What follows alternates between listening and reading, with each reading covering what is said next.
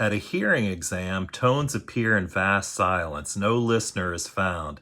The audiologist isn't a therapist and never asks what is being heard. She's only interested that hearing is taking place.